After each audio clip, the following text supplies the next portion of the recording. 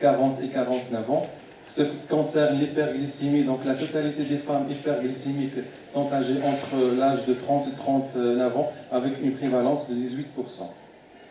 La dyslipidémie, soit par l'hypercholestérolémie, l'hypertriglycéridémie ou bien l'hypo-HDLémie, l'hypo-HDL-cholestérol, donc la prévalence de l'hypercholestérol, donc selon les tranches d'âge, donc la dyslipidémie a été corrélée significativement avec l'âge, donc la tranche d'âge entre 40 et 49 ans est la plus touchée par l'hypercholestérolémie, même par l'hypertriglycéridémie.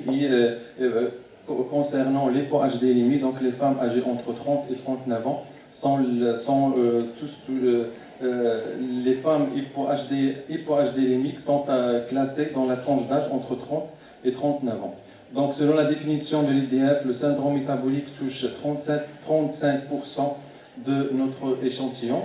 Donc, la prévalence, selon les tranches d'âge, et la prévalence du syndrome métabolique augmente avec l'âge, mais on n'a pas nos résultats une signification statistique, donc sachant que presque 38% des femmes âgées entre 40 et 49 ans sont touchées par le syndrome métabolique. Mais ce syndrome métabolique est corrélé significativement avec l'IMC, donc presque 45% des femmes obèses sont touchées par le syndrome métabolique. L'association entre le syndrome métabolique et les différents facteurs sociodémographiques nous a donné aucune corrélation avec les paramètres sociodémographiques, seulement les corrélations positives a été notée avec l'IMC et le tour de taille. Donc c'est une figure qui résume la totalité des prévalences de risques des risques cardiovasculaires, compte tenu du syndrome métabolique qui est parmi les risques des maladies cardiovasculaires, avec une prévalence très importante dans la préfecture de Juzdan qui arrive à 35%. Donc on peut conclure que la prévalence du syndrome métabolique est très importante dans notre étude, avec une prévalence de 35%. Le syndrome métabolique n'est pas lié à la plupart des facteurs sociodémographiques, cependant, elle est associée principalement à l'IMC. L'obésité représente donc un vrai problème de santé émergent au Maroc. Donc la transition nutritionnelle en cours au Maroc se manifeste par la sédentarité, l'augmentation de la consommation des aliments énergétiques, peut-être à l'origine de l'évolution de cette épidémie. Et merci pour votre attention. Je remercie l'Association marocaine de nutrition, je remercie les organisateurs d'avoir eu l'occasion d'exposer une partie de nos travaux. Donc, notre intervention aborde l'activité physique et l'activité physique et son impact sur l'état de santé auprès d'un groupe des lycéens dans la ville de Marrakech et la région d'El Hams. Donc c'est un travail encadré par le laboratoire d'écologie humaine à la faculté des sciences minérales à Marrakech, sous l'encadrement de M. Hilali et M. Mohamed Waqid.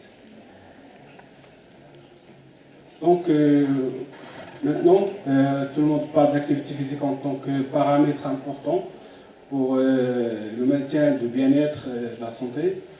Donc, on sait que la population humaine ne cesse d'évoluer depuis son existence. Et donc l'activité physique, l'état de santé ainsi que la sédentarité ne peuvent être exclus de ces changements pour connaître la population humaine.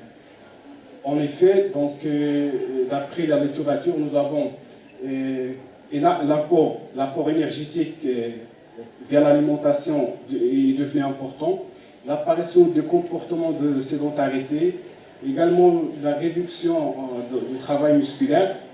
Et en parallèle, et donc, comme effet, il y avait apparition et augmentation de plus en plus des maladies liées au désordre métabolique et également une activité physique, d'après la littérature, une activité physique régulière apporte un bénéfice certain pour la santé.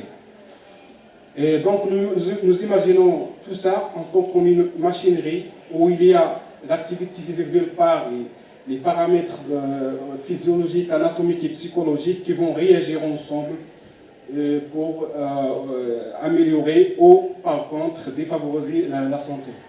D'après ça, donc, nous avons proposé quel est le niveau d'activité physique chez les lycéens marocains et quel impact aurait-il sur les états de santé. nous avons fixé les objectifs suivants. D'abord, c'est d'écrire l'activité physique et sportive pratiquée par les enfants scolarisés. Et également, évaluer, là il ne s'agit pas juste d'écrire, mais également d'évaluer, de quantifier l'activité physique et quel impact étudier les différentes associations entre les niveaux d'activité physique et également les paramètres anthropométriques qui vont donc nous renseigner sur l'état de santé. Au matériel méthode, d'abord, toute activité physique, depuis la matinée, on parle de l'activité physique, c'est toutes les activités quotidiennes qui augmentent d'une manière sensible la dépense énergétique par rapport à l'état de repos. Donc, on peut imaginer toutes les activités de la vie quotidienne. Toutefois, ce qui conditionne l'activité physique pour la quantification et la mesure, c'est donc la fréquence, la durée et également l'intensité de l'activité physique.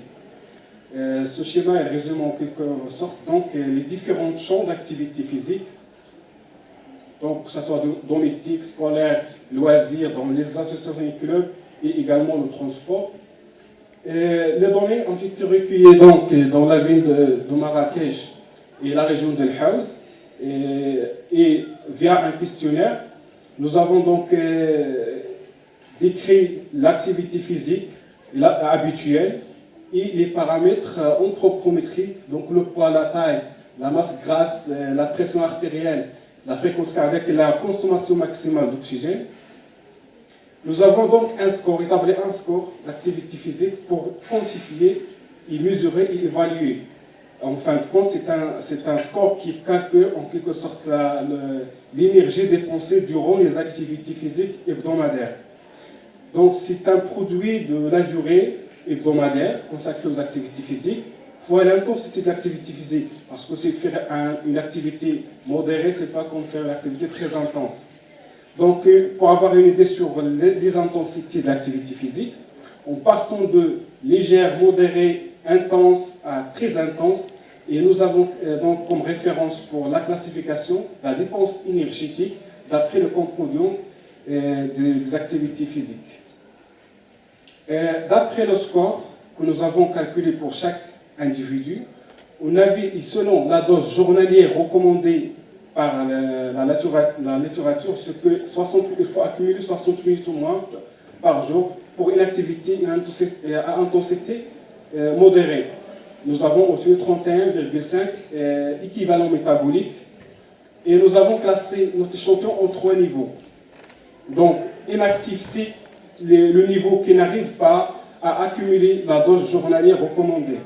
On avait considéré comme actif ceux qui atteint la dose recommandée. Et les plus actifs ou hyperactifs, ce sont donc des élèves qui doublent la dose recommandée. Et également, nous avons pris certaines mesures anthropométriques, donc le poids, la taille, la consommation d'oxygène, etc. Et comme résultat de discussion, donc la pratique d'activité physique de loisirs, d'après l'échantillon, c'est à peu près 70% donc, qui ont des activités physiques de loisirs. Toutefois, la différence ici constatée, c'est qu'il y a une différence de sexe. C'est en faveur du sexe masculin.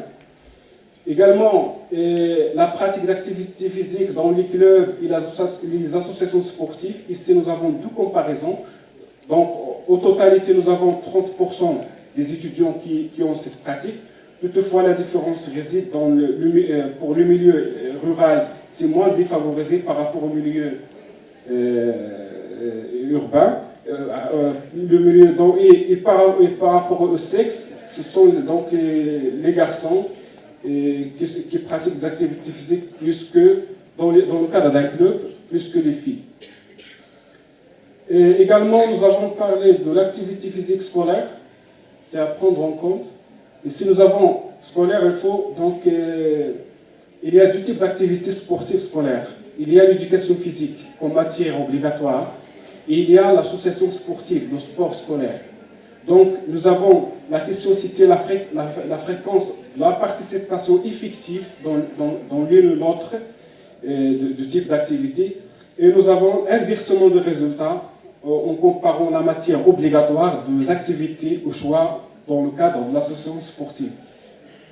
Également le transport. Dans la totalité, donc, nous avons à peu près la majorité des élèves utilisent un moyen de transport actif. À distinguer ici également entre le milieu rural et urbain, il y a une différence, mais toujours il reste très important le mode actif. On entend par actif donc, soit la marche, soit la bicyclette, le vélo pour arriver à l'école. Et d'après tout ça, nous avons donc les scores, nous avons les niveaux d'activité physique et nous avons classé, il y a donc ici, indifféremment de ce que nous avons au total, 23,7% sont inactifs, 47% sont actifs et à peu près 28,8% sont très actifs ou hyperactifs.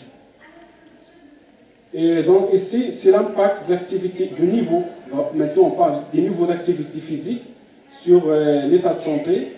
Et c'est sur la composition du corps corporel, en considérant le modèle le plus simple qui partage l'organe en deux parties. Le compartiment, donc masse maigre et masse grasse. Et l'indice de masse corporelle. Et indifféremment des sexes, nous remarquons qu'il y a une diminution en augmentant les niveaux d'activité physique, que ce soit chez les filles que chez les garçons. De même, les résultats sont identiques pour donc la graphique B pour le moyen de la masse grasse. La pression artérielle, diastolique, systolique, ça diminue en fonction du niveau d'activité physique également. Et la pression, plutôt la fréquence cardiaque au repos, il diminue également indifféremment du sexe selon le niveau d'activité physique.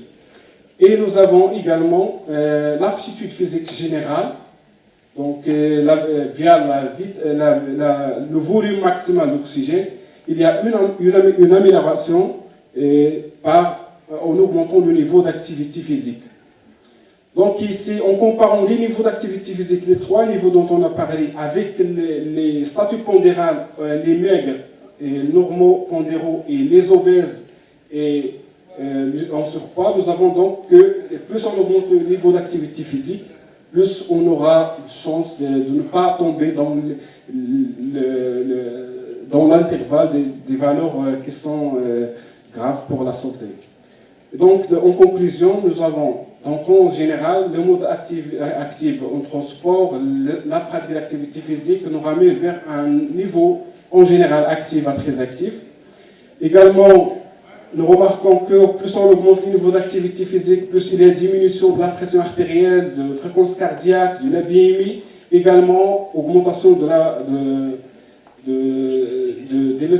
donc amélioration de l'état de santé en général.